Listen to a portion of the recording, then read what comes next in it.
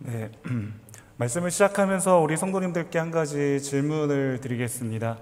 여러분, 세상에서 가장 행복한 사람은 어떤 사람일까요? 여러분, 어떤 사람이 가장 행복한 사람이라는 생각이 드십니까?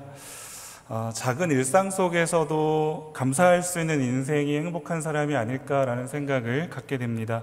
호흡하는 것, 여러분, 우리 코에 그 온기가 유지되고 또 우리의 심장이 뛰고 또 우리가 음식을 먹은 후에 소화가 잘 되어지는 것, 너무 자연스럽다고 또 너무나도 당연한 일인 것처럼 여겨지지만 그렇게 자연스럽다고 생각되어지는 우리의 삶의 어떤 구석구석 스쳐 지나가는 것들 속에서 말 그대로 무의미하게 스쳐 지나가는 것들 속에서 감사를 발견할 수 있는 사람이 참 행복한 사람이 아닐까라는 생각을 갖게 됩니다. 단잠을 주신 하나님께 감사하고 또 좋은 가족을 주신 하나님께 감사하고 또 좋은 공동체를 주신 하나님께 감사하는 것, 그렇게 감사할 수 있다면 행복한 사람일 겁니다. 그런데 여러분, 제가 말씀드린 이 행복한 사람의 조건은 너무나도 쉽게 바뀔 수 있는 것들입니다.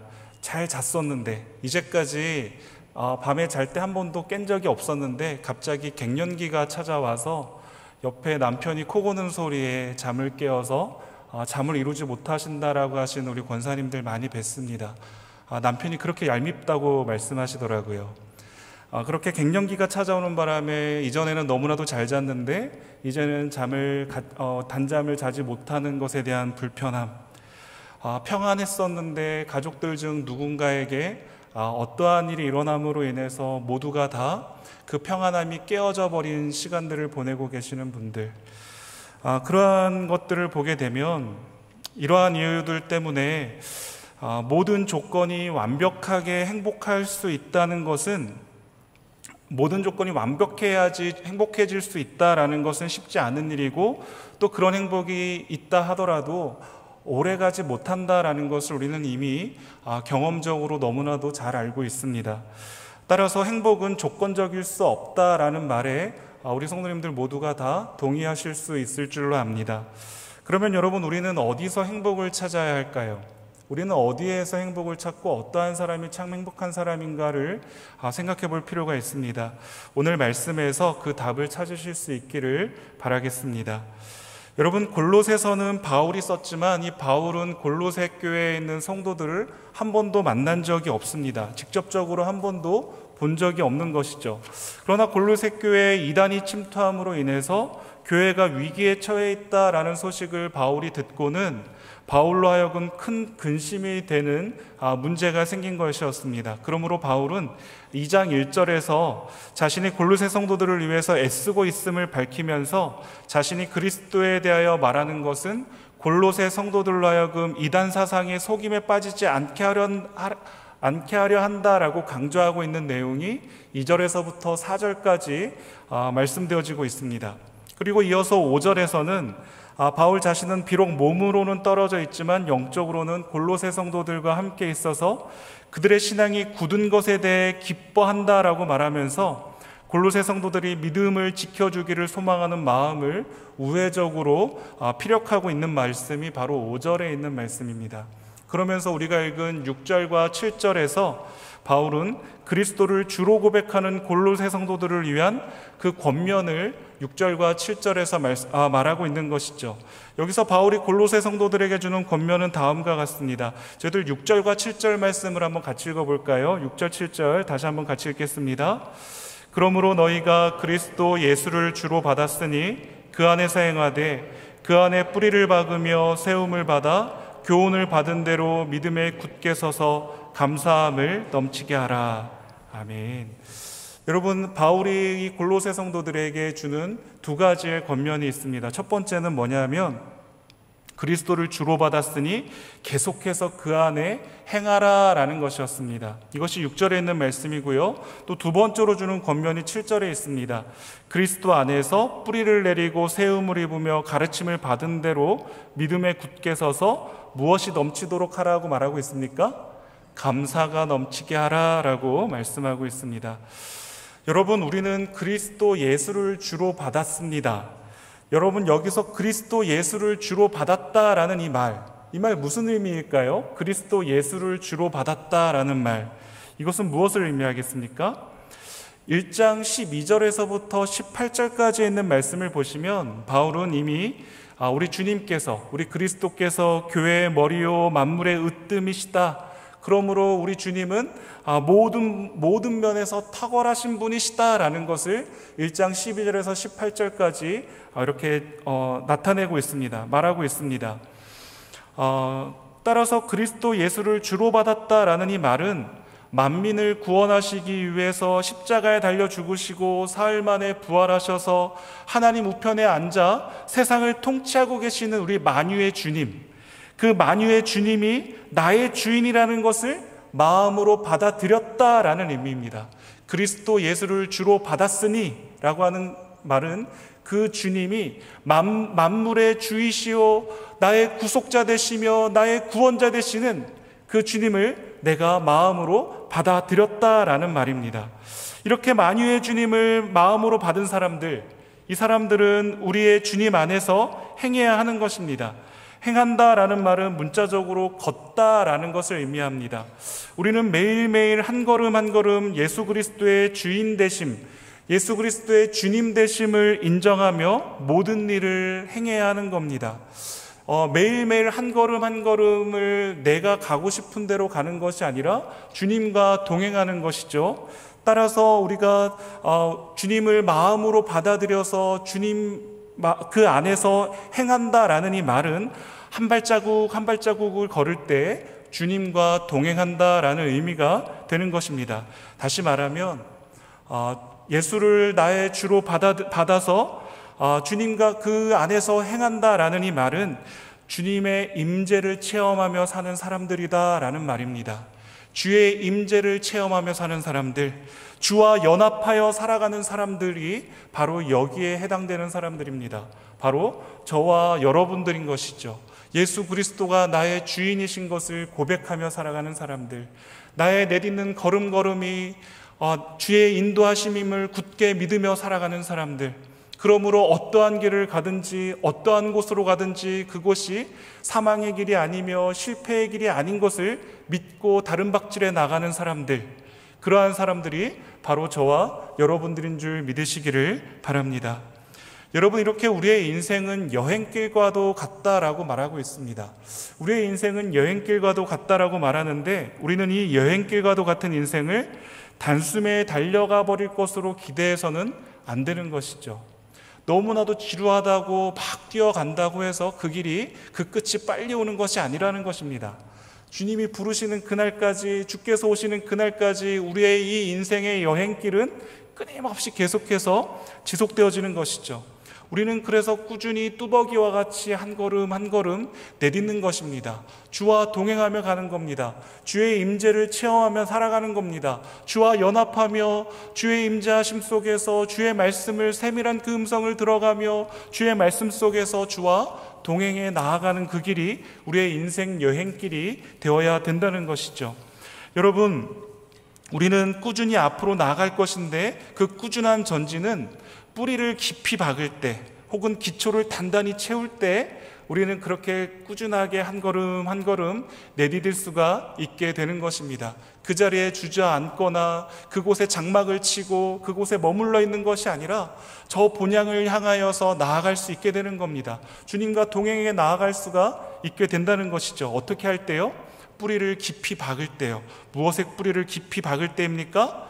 예수 그리스도 안에 깊이 뿌리를 내릴 때 우리는 머물지 않고, 우리는 뒤로 물러가지 않고 계속해서 저 본향을 향하여, 표대를 향하여 달려나갈 수 있게 되는 겁니다.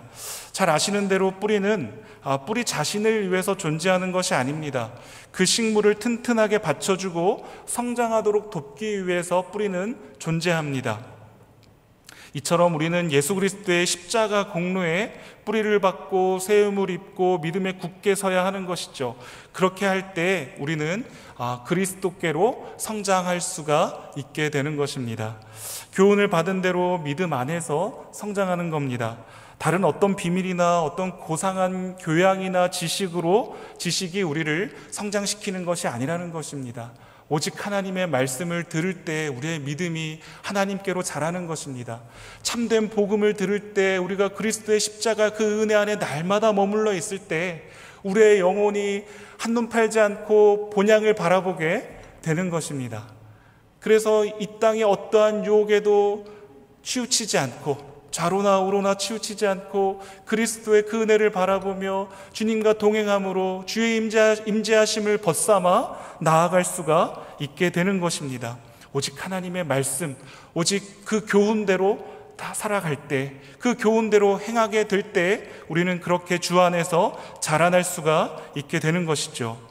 우리는 그리스도 안에 이미 나타난 진리를 아는 지식 안에서 성장하는 겁니다. 다른 어떠한 새로운 가르침이 아닙니다.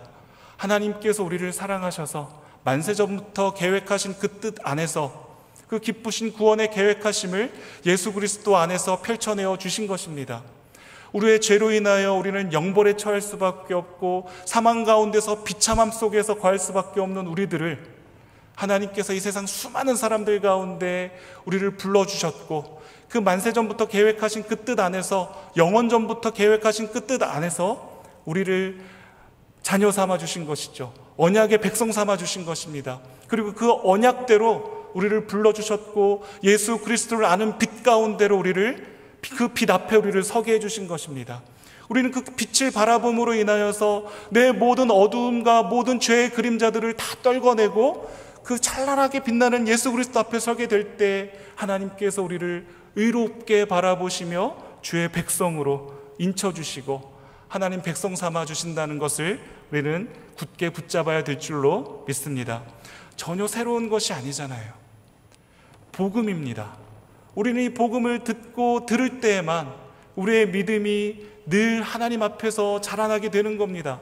장성한 분량으로 자라나게 되는 것이죠. 여러분, 우리는 그렇게 자라나게 될 때 그 결과로 바울은 우리에게 감사함을 넘치게 하기를 원한다라고 말하고 있는 겁니다. 여러분, 왜냐하면 감사하는 성도는 그리스도에게서 쉽게 멀어지지 않는다라는 것을 바울은 알고 있었기 때문에 그렇습니다. 그렇기 때문에 이 모든 믿음에 굳게 서서 그리스도 안에서 행하는 자에게 나타나는 최종적인 열매가 무엇인가 하였을 때 바울은 감사라고 말하고 있는 것입니다. 그러므로 여러분, 감사가 터져 나온다라는 것은 우리 안에 성령이 계신다라고 하는 참된 증거가 되는 것입니다. 우리가 감사한다라는 것은 내 안에 성령께서 함께 하신다라는 참된 증거라는 겁니다. 감사의 음성은 쉬지 않고 하나님의 선하심을 말하기 때문에 그렇습니다. 우리로 하여금 감사할 수 있게 말씀하시는 그 성령의 음성은 하나님이 얼마나 선하신가, 하나님께서 얼마나 좋으신가를 우리의 그 영혼 가운데 끊임없이 말씀하여 주시기 때문에 그 성령의 음성을 듣는 사람들은 감사하지 않을 수가 없게 된다는 것이죠.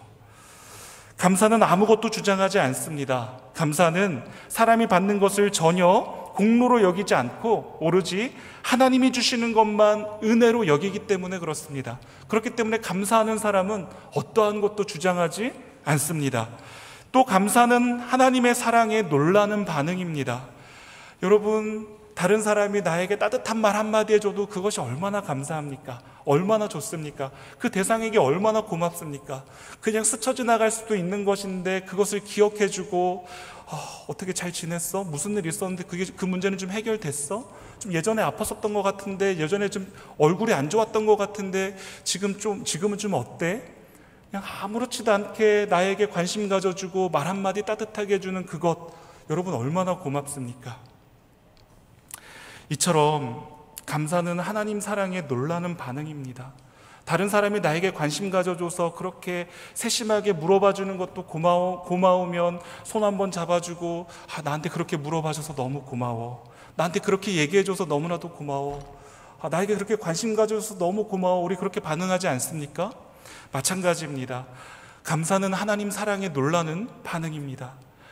나와 같은 자를 이렇게까지 사랑하시는 그 하나님의 사랑에 우리가 할 수 있는 것이라고는 감사하는 것입니다. 그것이 그 반응인 것이죠.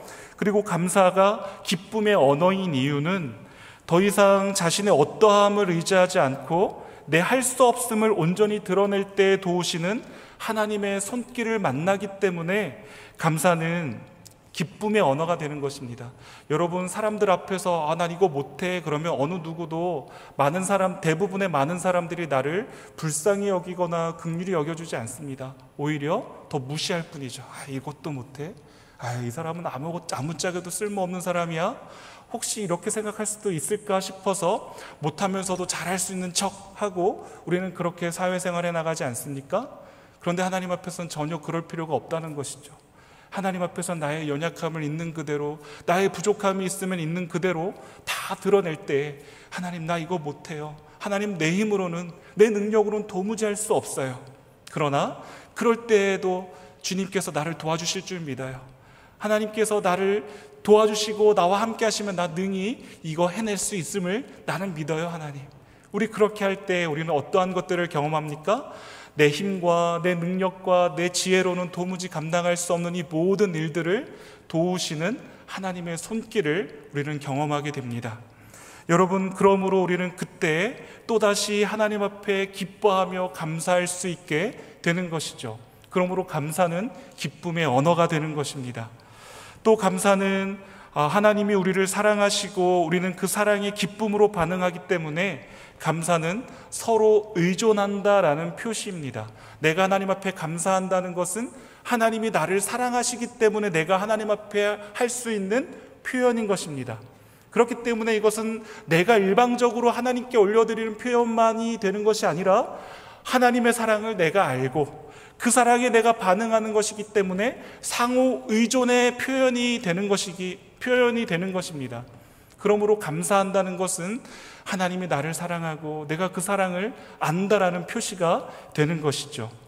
그리고 감사는 무릎 꿇은 가장 연약한 그리스도인의 입술에서 들릴 수 있는 것입니다. 감사는 그냥 뻣뻣하게 서 있는 사람에게서 나올 수 있는 것이 아니라 무릎 꿇어 하나님 앞에 내 연약함을 고백하는 그 입술에서 온전히 오롯이 나올 수 있는 것이 참된 감사가 되는 것입니다. 사랑하는 성도 여러분, 따라서 감사로 충만한 것은 그리스도의 영으로 충만한 것이 되는 것입니다. 감사하는 마음이라는 복 안에서 기뻐하는 그리스도인은 하나님 오른편에 계시는 그리스도에게 눈을 고정시키는 겁니다. 우리 주님께서 우리를 돌아보시면 우리 중 누구라도 자신이 소유하고 있는 모든 것이 하나님의 선물이다라는 것을 인정하지 않을 수가 없을 겁니다. 오직 감사로 채워질 뿐입니다. 그렇게 충만한 감사로 올려드리는 찬양에 부르는 자나 또 듣는 자가 영혼의 큰 만족한 기쁨으로 반응하게 되는 것입니다. 여러분, 우리가 찬양을 들으면서 또 찬양을 하면서 스스로 은혜를 받고 은혜를 누리는 것은요, 그 곡조가 또 그 부르시는 분이 아주 아름다운 또 풍성한 성량으로 불러서 그것이 우리에게 은혜가 되는 것이 아닙니다. 그 부르시는 심령 가운데, 그 부르는 사람의 심령 가운데 하나님 앞에 참된 감사가 있을 때 우리의 영혼이 그것을 감지하기 때문에 그것에 우리는 은혜를 누리게 되는 것이죠. 연주를 할 때도 마찬가지입니다. 우리가 그 연주를 들을 때 우리가 어떻게 은혜를 받습니까? 그 연주를 하시는 분의 그 아름다운 모습 때문에 우리가 그것의 은혜를 받습니까? 그렇지 않습니다. 그 심령 가운데 하나님을 의식하고 하나님을 인정하는 모습들로 연주하는 그 모습을 우리의 눈으로는 발견하지 못하더라도 우리의 영혼이 기민하게 그것을 발견할 수 있게 되기 때문에 우리는 거기에 은혜를 받게 되는 겁니다. 우리의 영혼이 먼저 반응하는 겁니다. 사랑하는 성도 여러분, 그러므로 우리는 그렇게 감사한 모습을 하나님 앞에 올려드리게 될 때 우리의 영혼이 거기에 반응하며 거기에서 우리는 행복을 느끼게 되는 것입니다. 다른 것에 행복을 느끼는 것이 아닙니다. 내 자녀들이 다 잘되고 무탈하고 평안한 그것으로 우리가 행복을 느낀다면 그 행복은 그리 오래가지 않더라는 겁니다. 가족들 가운데 바람잘 날 없이 문제가 빵빵 터지는 일들이 수시로 일어나지 않습니까? 그렇기 때문에 거기에서 행복을 찾을 수는 없습니다. 바라기는 이 시간 이후에 올려드리는 찬양으로 그리스도 예수를 주로 받은 사람들만이 누릴 수 있는 그 큰 행복을 다 누리실 수 있는 여러분들 다 되시기를 축복합니다. 또 찬양하시는 분들이나 또 우리 연주하시는 분들이 하나님을 기억하며 하나님께서 우리에게 베풀어 주신 그 은혜를 기억하며 연주하시고 찬양하실 때 우리의 영혼이 반응하게 될 줄로 믿습니다.